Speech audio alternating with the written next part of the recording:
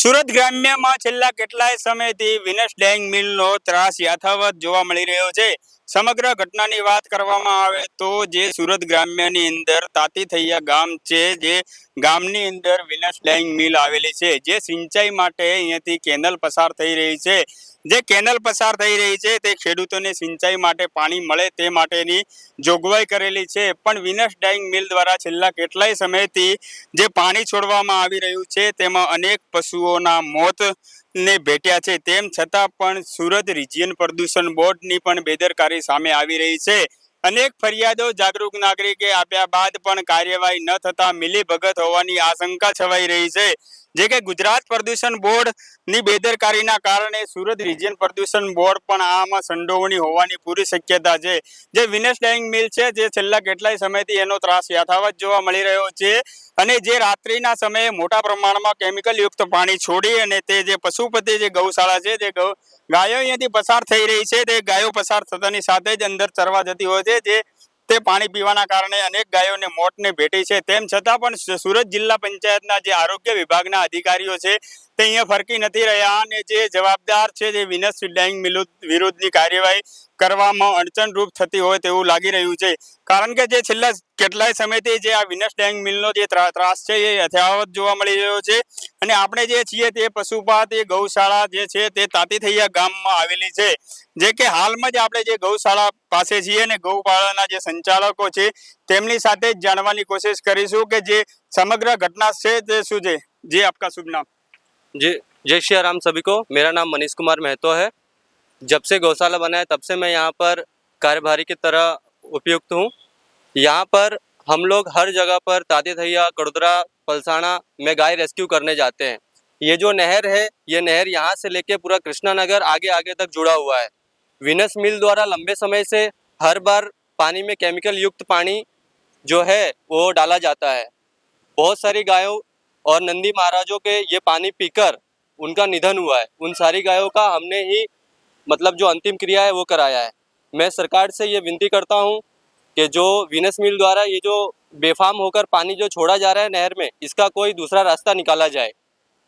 एक महीने में कितनी गायों का मृत्यु हुई है? अभी तक हमने 4 से 5 गायों का निधन पूरा करवाया है, जो कि गाय इस पानी की वजह से ही बीमार पड़कर उनका निधन हुआ था।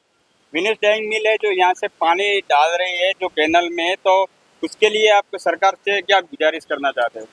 सरकार से मैं ये गुजारिश करना चाहता हूँ कि ये जो नहर है इसमें बहुत सारे जीव जंतु और पशु पक्षी पानी पीते हैं, और ये इस नहर से हर जगह खेडूतों को भी पानी जाता है, खेडूतों को भी नुकसान हो रहा है। मेरे गौशाले का ये अकेले का समस्या नहीं है, ये पूरे समाज की समस्या है।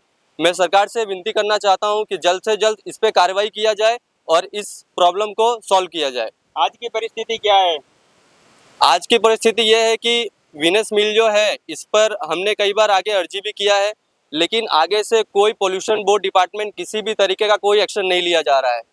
ये लोग सिर्फ आते हैं, अंदर मिल के चले जाते हैं, कोई दूसरा कार्रवाई नहीं किया जाता यहाँ पर। आपने कानूनी तौर पर क्या कार्यवाही की अभी तक? कानूनी तौर पर हमने एक अर्जी लिखा था मुख्यमंत्री कार्यालय में, वहाँ पर वो अर्जी गई भी थी, और उसके आगे क्या हुआ या फिर कौन से डिपार्टमेंट के लोग आए, किन लोगों ने क्या जांच किया, इसमें कोई भी हमें कुछ जानकारी नहीं मिली है। જે આપણે જોયું છે તે આપણે આ ગૌ ભક્ત હતા, અને ગૌ ભક્તના કારણે આ જોઈ શકીએ છીએ કે જે હકીકત હતી તે આપણે તેમને દર્શાવી છે.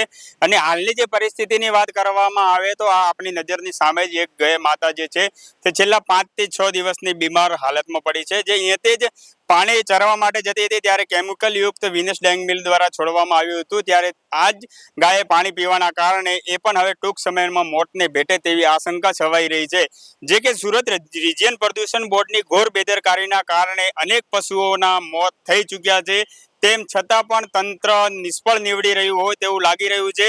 જે કે ગુજરાત પ્રદૂષણ બોર્ડ છેલ્લા કેટલાય સમયથી પોતાની વાહવાહી કરવા માટે અને કાયદાકીય જોગવાઈ માટે અનેક જોગવાઈ હોવા છતાં પણ આ બેદરકારી સામે આવી રહી છે. જે સમગ્ર ઘટનાની વાત કરવામાં આવે તો અનેક પશુઓના મોત બાદ પણ સુરત જિલ્લા પંચાયતના આરોગ્ય વિભાગની ટીમ પણ જે ગૌશાળાના જે ભક્તો છે તેને દબાણ કરવાની કામગીરી કરી છે. જે કે કામગીરી વિનસ ડાઇંગ મિલ વિરુદ્ધ કરવાની હોય છે, તેમ છતાં પણ આ જે ગૌશાળાના ભક્તો છે તેમને દબાણ આપીને ફરિયાદ પાછી ખેંચવાની તેવી બાંયધરી કરવામાં આવી રહી છે.